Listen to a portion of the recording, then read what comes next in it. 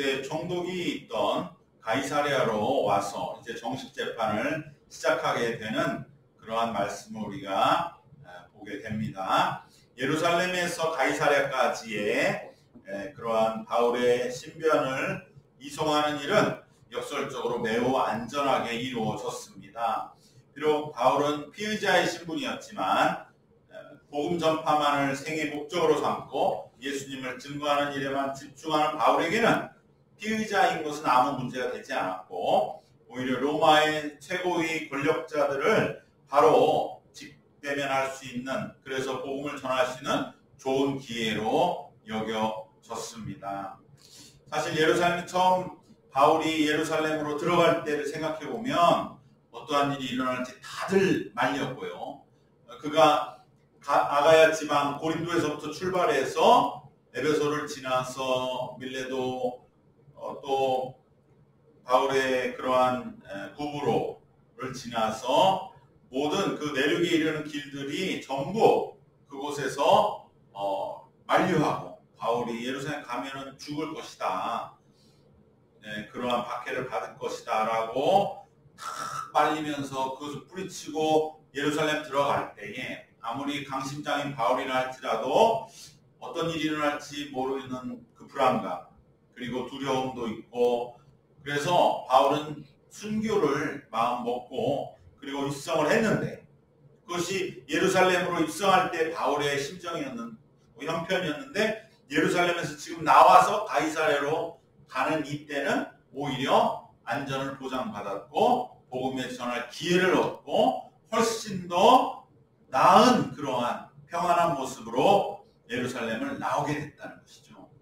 그처럼 우리가 예루살렘을 기준으로 봤을 때 우리 인생도 마찬가지로 어떤 곳으로 새롭게 들어갈 때, 새로운 일을 시작할 때 처음에는 불안하고 무슨 일이 잘 될지 염려 걱정하지만 나올 때는 훨씬 하나님께서 이처럼 우리에게 나중을 처음보다 더 잘되게 더 좋게 만들어 주는 분이시라고 하는 것을 오늘 이 바울의 예루살렘 입성과 이제 예루살렘으로부터의 나오는 그러한 모습 속에서 보게 됩니다. 우리도 어떤 일을 시작할 때는 과연 무슨 일을 만나게 될까 두렵고 불안하지만 오직 주님만을 의지하고 믿고 그의 인도하심 속에 한 걸음 한 걸음 차분하게 나아가게 되면 반드시 하나님은 안전하고 복된 결말로 인도해 주실 줄로 믿습니다. 더군다나 바울이 예루살렘을 떠나면서 가지게 된 가장 큰 유익한 것, 가장 큰 수확 중에 하나는 무엇이냐? 그것은 그 안전을 보장받았다든지 또 재판을 통해서 로마의 그러한 상층부에 복음을 전파 기회를 얻게 되었다는 그런 것뿐만 아니라 그 중에 예루살렘에서 가장 큰 얻게 된 수확은 뭐냐? 바로 그 예루살렘을 담당하던 천부장이었던 루시아, 글라우디오 루시아의 보고서에 담긴 그 내용, 그것은 바로 바울의 무죄함에 대한 지지를, 옹호를 바로 보고서의 기록으로 얻게 된 것, 그것이 바울에게 가장 큰 유익이 된 것입니다. 즉 바울은 처음에 유대인도 자기를 죽이려고 했고 로마도 자기를 받게 해서 두 적과 싸워야 됐지만 유대인은 물리치게 됐고 로마는 자기의 편으로 만들어 버리게 된 것이죠. 그것이 바로 천부장 루시아의 보고서 속에 담긴, 지난주에 우리가 함께 보았던 오늘 말씀 바로 앞에 있는 그 말씀에서 23장 29절의 말씀에 고발하는 것이 그들의 율법의 문제에 관한 것뿐이요 한 가지도 죽이거나 결박할 사유가 없음을 발견하였나이다. 바로 로마를 자기 편으로 바울을 만들게 된 것이며 이것이 예루살렘에서 어떻게 보면 가장 큰 수확인 것이죠. 이 보고서를 가지고 이제 가이사랴를 지나 로마까지 쭉쭉쭉 올라가는 모든 과정, 이것을 그대로 바울과 함께 이것이 전달될 것이고 그 재판하는 권력자들은 일단 본인의 주장 당연히 들어보지만 그 전에 그 문서를 통해서 대략 사건을 파악하려고 할 적에 얼마나 강력한 보증서가 되는가?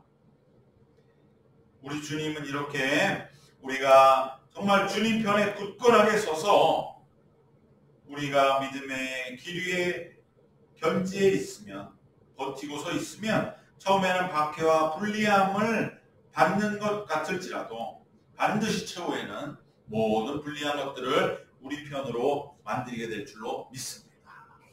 로마가 정말 예수님을 십자가에 못 박은 그 로마, 최종 판결을 내렸던 로마가 이제 바울에게는 오히려 바울을 변호하는 거죠. 이 사람은 죄가 없습니다. 사실 예수님도 본디오 빌라도는 이 사람은 죄가 없다, 나는 모르겠다, 그것을 기록을 남겨야죠. 그랬는데 그것은 또 하나님이 정하신 바가 아니기 때문에 예수님은 그렇게 억울하게 돌아가셨지만은, 그러나 바울은 오히려 로마를 자기 편으로 끌어들여서 이제 이후의 모든 재판에 중요한 증거 문서가 되고, 그 문서가 로마에 또 다 퍼지게 되죠. 그러면서 로마가 급속도로 상층부가 기독교화 되는 일에 굉장히 중요한 그러한 근거가 되었던 것입니다.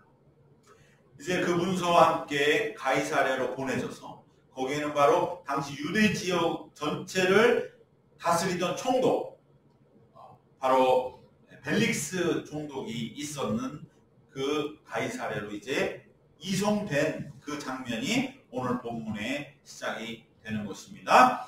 그리하여서 이제 모든 로마 재판이 그렇듯이 지금도 마찬가지죠. 제일 처음에 당신이 바울이 맞냐, 그리고 너가 정말 신분이 어떠한 사람이냐, 이걸 물어보는 인정신문이라고 그러는데, 네가 이 재판의 당사자가 맞느냐, 이것을 먼저 확인하는, 그것을 물을 때에 길리기아 사람이다, 이렇게 바울이 대답하니까 그럼 그 사람은 유대 지역은 맞구나, 바로 로마 지금 이 총독 벨릭스, 유대 지역을 다스리는 총독의 관할권 안에 있는 사람이구나, 이것을 확정한 다음에 그래야만 이제 실질적인 내용 재판이 들어가는 거. 지금도 무슨 뭐 각하니 기각이니 이런 얘기를 하는 것이 다 그 얘기입니다. 즉 재판이 형식적으로 시작되는 것에 합당하냐, 이걸 따지는 게 각하고, 그것이 이제 됐을 적에 실제 내용을 따지는 건 기각이다, 이렇게 큰 틀에서 이렇게 말할 수 있는데, 우선 바울도 당신이 이 고향 사람입니까? 고향이 어딥니까? 길리기아라는 걸 확인해서, 그러면 이 가이사랴에 있는 유대 총독 벨릭스의 법정에서 재판받을 자격이 있는지를 확정하고, 그리고 이제 그러면 재판을 열겠소. 그러면 그것은 당신을 고소하는 그런 사람들이 와서, 원고들이 와서 이제 재판을 시작하겠소, 이렇게 해서 5일 후에 예루살렘에서 이제 당사자인 제사장 아나니아와 몇몇 장로와 또 그들을 대변하는 변호사 더둘로가 법정에서 총독 벨릭스의 법정에서 만나 다투는 것이 오늘 본문의 주요 내용입니다. 더둘로는 세 가지로 바울의 제목을 이제 로마 재판정 앞에 고발하고 있습니다. 그런데 그 세 가지가 로마법에 해당되는 범죄 사실인 것을 맞습니다. 변호사니까 정확하게 했겠죠. 첫째는 소요죄입니다. 소동을 일으켰다. 지금도 소요죄를 일으키면 분명히 죄가 됩니다. 두 번째는 로마가 처형한 예수를 추종하는 세력의 우두머리, 지금 말하면 로마의 반국가단체의 수괴다, 이렇게 로마가 처형한 예수 나사렛 이단의 우두머리, 이렇게 이제 말하는 그 5절 말씀에서 두 번째 제목은, 첫 번째는 소요. 5절에 보면 우리가 보니 이 사람은 전염병 같은 자라 천하에 흩어진 유대인을 다 소요하게 하는 자요. 이것이 첫 번째 소요죄고요. 두 번째 나사렛 이단의 우두머리다. 이것이 바로 반국가 단체의 주동자라는 것이고요. 세 번째가 자요 6절에 그가 또 성전을 더럽게 하려 함으로, 이것이 성전 모욕죄입니다. 성전 모욕죄는 어떻게 보면 로마는 해당 안 되는 것 같지만, 로마도 성전에 대해서는 어쨌든 이게 유대 종교지만 시설 자체는 로마 국가와도 연관이 되기 때문에 우리도 유대교의 예루살렘 성전을 보호하고 우리도 이 성전의 존엄성을 지켜준다 이거예요. 그 대신에 그것을 모욕하는 것은 유대인들에게는 굉장히 큰 죄이지만 로마에도 죄가 된다. 그것은 뭐 그렇게 큰 죄는 아니어도 어쨌든 그러한 로마 국가가 관리하는 시설에 그 신성함과 존엄을 지켜주는 가치를 인정하는 것을 모욕하면 안 된다. 그러한 세 가지 죄, 소유죄, 반국가단체, 그리고 성전 모욕, 이 세 가지의 죄를 더들로는 고발하게 됩니다. 모두 로마가 처벌할 만한 죄들을 내세운 것입니다. 여기에 대해서 바울은 조금 더 밀리지 않고 이 세 가지 죄를 전부 반박합니다. 첫 번째는 소유죄에 대해서 바울은 정작 소돔과 소유를 일으킨 것은 내가 아니고 유대인이다. 나는 12일밖에 안 됐고 예루살렘에 온 지 이틀밖에 안 됐고 그동안에 어떤 소유가 있었다는 얘기 들어보셨는가? 종족 소유와 소돔을 일으킨 유대인이다 라고 하면서 소유죄를 일단 배척하죠. 두 번째, 예수님을 추종한 세력을 주동했다. 근데 그것은 로마가 예수님을 십자가에 못 박은 이후에 자기네들이 가장 사실은 부끄럽게 생각하는 것이거든요. 로마는 예수님을 십자가에 못 박은 이후에 사후 조사를 통해서 빌라도의 여러 이야기들을 듣고 나서 빌라도를 그 일을 잘했다고 결코 칭찬하지 않아요. 왜냐? 로마도 자기네 눈으로 봤을 때 예수가 죄가 없거든요. 근데 빌라도 네가 포기한 거지. 그거는 예수라는 사람 억울하게 죽었어. 네가 끝까지 로마의 정의를 자랑하고 온 세계 문명이라고 자랑하는 이 로마법의 정신에 맞지 않아. 끝까지 그러면 예수가 무슨 죄가 있는지를 물었어야 되는데 빌라도 너는 다 알면서 유대인의 왕이다 라는 죄목을 씌웠는데 예수가 언제 유대인의 왕이라고 그랬냐. 내 나라는 하늘에 있다 그랬지. 그러면 그게 말이 안 되지 않느냐. 그래서 로마도 예수님이 로마의 반국가단체를 조직하지 않았다는 것을 알고 있었어요. 그러니까 예수님에게 쓰여진 반국가단체의 로마의 반역의 유대인의 왕을 스스로 칭했다고 하는 것은 무죄요, 억울한 거짓죄요, 누명이라는 것을 로마가 알고 있었기 때문에 당연히 그럼 두 번째 바울의 고소했던 로마 예수의 추종자의 무리라고 하는 죄는 없는 거죠. 거기에서 바울이 주장하는 건 뭐냐?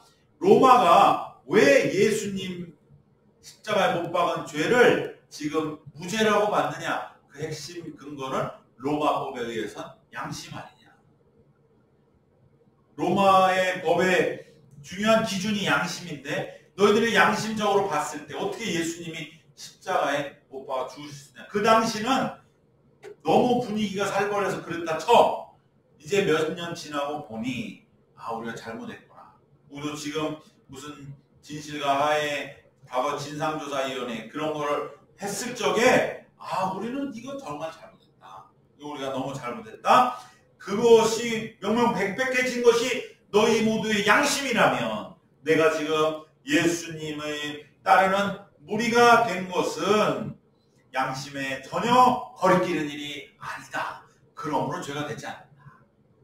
두 번째 죄도 바울은 명확하게 배척하면서 세 번째 성전 모욕죄에 대해서도 바울은 오늘 본문에서 분명하게 17절, 18절, 24장 17절, 18절에 말씀하는 거 우리가 이미 다 살펴본 것입니다. 많은 헌금을 이방교에서 받아서 예루살렘에 도움을 주었고 그리고 또 예루살렘 성전에 왔을 적에 마침 있었던 정결 예식에 적극적인 후원자가 되었다. 18절이죠. 드리는 중에 내가 결례를 행하였고 바로 이것이 정결 예식에 참여했던 그 일이었습니다. 나시린들이 나시린을 해제할 때, 정결 예식을 할 때 그 소와 양과 모든 예물을 바치는 일에 바울이 담당해서 7일간의 정결 예식에 동참했었고, 그때 모임도 없었고 소동도 없이 성전에 있는 것을 그들이 보았나이다. 그렇기 때문에 바울은 결코 성전을 모독한 것이 아니라 성전을 존중하기 때문에 예루살렘을 도왔고 정결 예식에 참여한 것을 근거로 삼아서 자신은 성전 모욕을 하지 않았다. 이름으로 변호사 더둘로 입을 완전히 닫아버리게 말했던 한 것입니다. 특별히 사도 바울은 사실 소유죄와 성전 모욕, 첫 번째와 세 번째 죄는 그렇게 관심이 없어요. 아예 이건 성립이 안 되니까. 중요한 건 바울이 두 번째, 예수님을 따르는 그것이 죄가 되지 않는다는 것이, 내가 이것을 더 적극적으로 내가 왜 예수를 따르는가를 전하면 이것은 바울이 원하는 복음 전파의 내용이기도 하기 때문에, 두 번째 반박인 예수님을 따르는 나사렛 이단의 괴수라고 하는 것에 대해서 보다 더 적극적으로 이제 반박을 하는 그 본문의 말씀이 바로 14절, 15절, 16절인데 그 내용은 세 가지로 우리가 정리해 볼 수 있습니다. 첫 번째는 무엇이냐? 자기는 예수님을 믿고 예수님을 전하는 일에 양심의 거리낌이 없다. 왜 그러냐? 첫 번째, 유대인보다도 더 예수를 믿는 것이 하나님을 더 잘 믿는 일이라고 나는 확신하기 때문에 그렇게 말하는 것에 양심에 거리낌이 없고 자신이 있다. 지금 어떻게 보면 로마 총독의 눈에는 유대 땅에 있는 그 여호와 하나님, 그리고 그의 아들이라고 하는 예수, 그를 누가 더 주도권이 있는 것이냐, 어디가 정통이냐, 이거에 대한 싸움 아니겠습니까?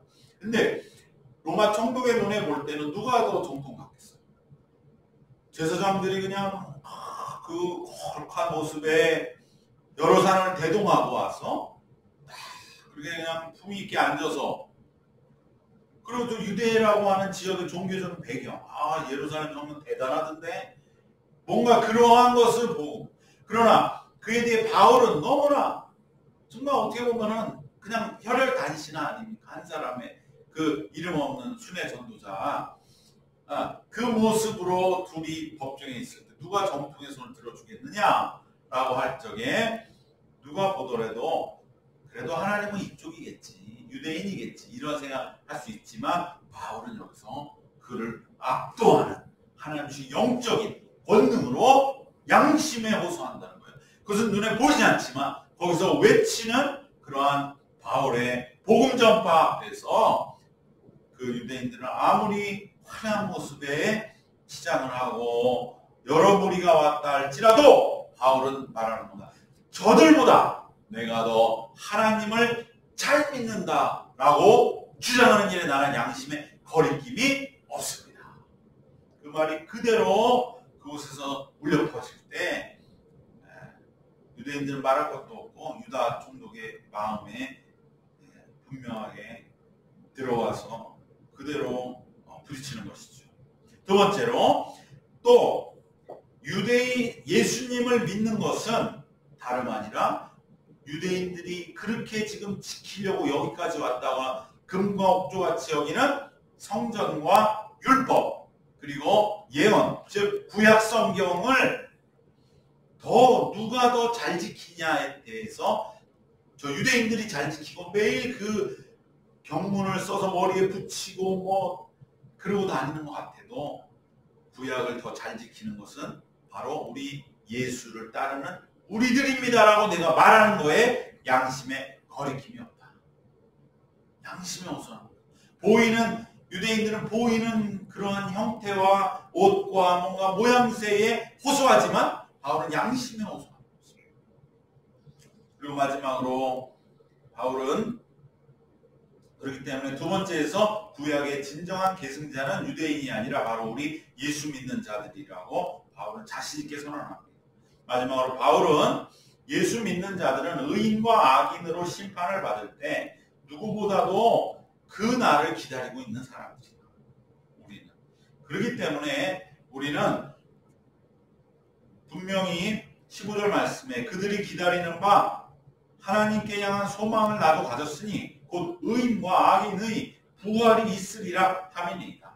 즉 예수 믿는 자들이야말로 의인과 악인으로 갈려지는 심판의 날을 누구보다도 기다리고 확신하는 사람입니다. 왜? 예수님 부활했다고 믿으니까.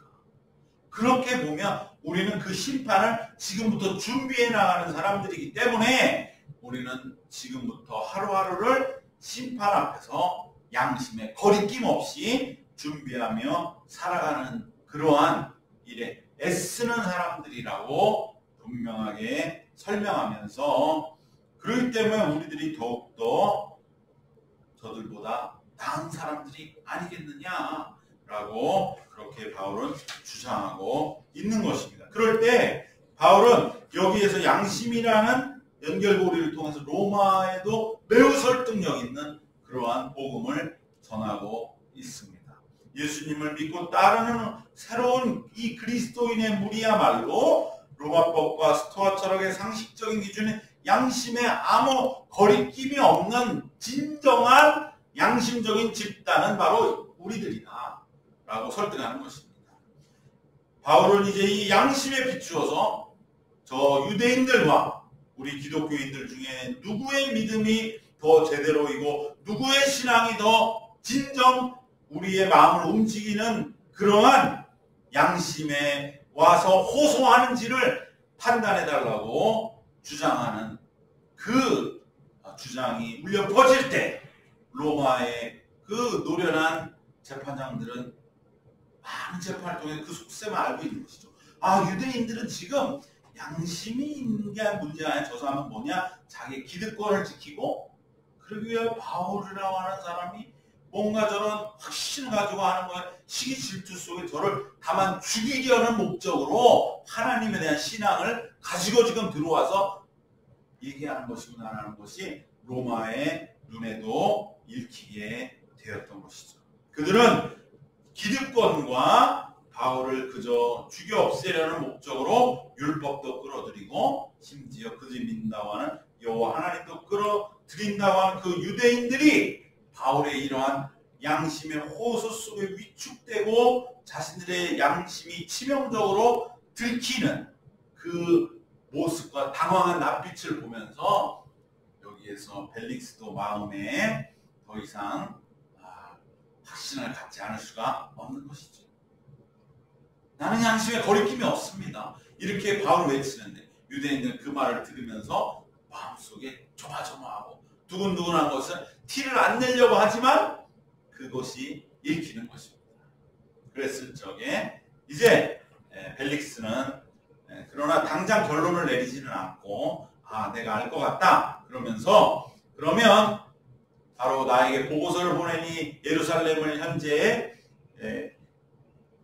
그래도 실무적으로 다스리고 있는 클라우디오 루시아를 한번 불러서 그와 함께 한 번 더 이야기를 해보자.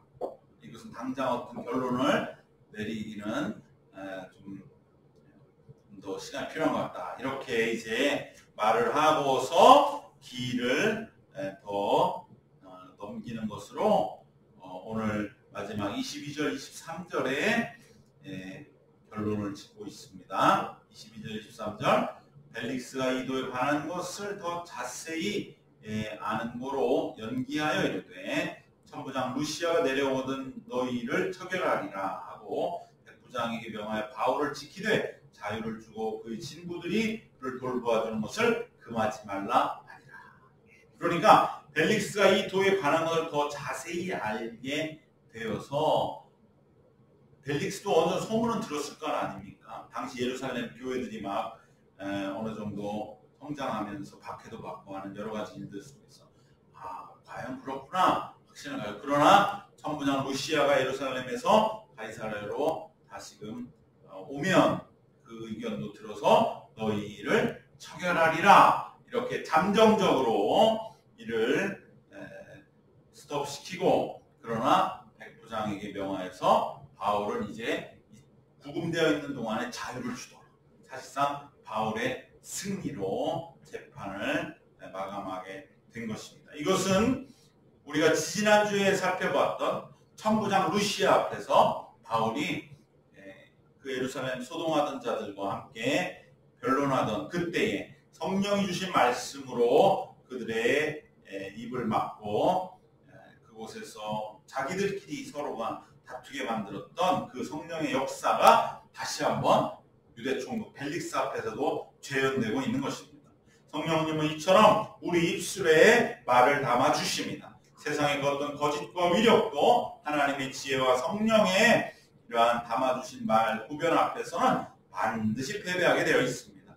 우리도 어떤 어려움과 대적 앞에 성령의 인도하심을 믿고 당당하게 맞서 이기는 성령 역사의 산 체험자들 되시기를 바랍니다. 오늘 말씀 세 가지로 정리하겠습니다. 첫 번째로 우리는 바울이 예루살렘에 입성할 때와 그곳부터 나갈 때를 기억하면서 불안함 속에 입성한 예루살렘을 안전함과 당당함과 또 지지를 얻고 나오게 된 바울을 통해서 보는 바와 같이 우리들도 그 시작은 어떻게 보면은 불안하고 두려움 속에 시작했다 할지라도 반드시 하나님은 승리와 안전함으로 마감하게 하심을 믿으시기를 바랍니다. 두 번째로 바울은 불리한 환경에서도 바로 예루살렘 천부장 루시아의 보고서를 통해 로마를 자기 편으로 자기를 지지하게 만든 것처럼 주님과 함께 동행하는 자는 반드시 불리한 지금의 모든 형편이 바꾸어져서 유리하고 유익한 형편으로 변화됨을 믿으시기를 바랍니다. 마지막으로 예수님을 믿고 따르는 자는 양심에 거리낌이 없기 때문에 어떠한 대적들 앞에서도 당당하게 됩니다.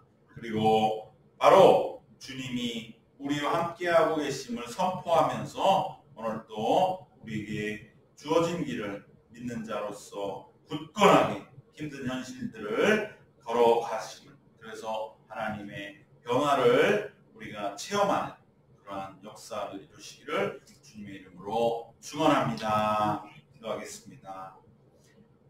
사랑과 은혜가 충만하신 하나님, 예루살렘에서의 그 여정을 마치고 가이사랴 속에서 다시금 하나님의 법정 앞에서, 총독 앞에서 하나님의 복음을 담대히 전함으로 그 모든 대적자를 물리친 그러한 양심에 거리낌 없는 바울의 선포를 보면서 우리의 삶도 그와 같이 굳건하게 서서 남은 삶을 진정 우리 주님과 동행해 나갈 때 우리의 첫 출발은 때로 불안하고 두렵고 어떤 일을 맞이하게 될지, 때로는 순교하게 될지 하는 여러 가지 복잡한 일들이 다 정리되고 이제는 오직 하나님이 허락해 주시는 영광과 찬송과 승리와 안전의 길로 주님께서 인도해 주실 줄로 믿습니다. 하나님이 믿음 위에 굳건히 있어서 사도 바울의 이 외치는 양심에 호소하는 거리낌이 없는 그러한 선포가 우리 삶에서도 우러나도록 주님 우리를 더욱더 굳건하게 변화시키시어 주시옵소서. 예수님 이름으로 기도드리옵나이다. 아멘.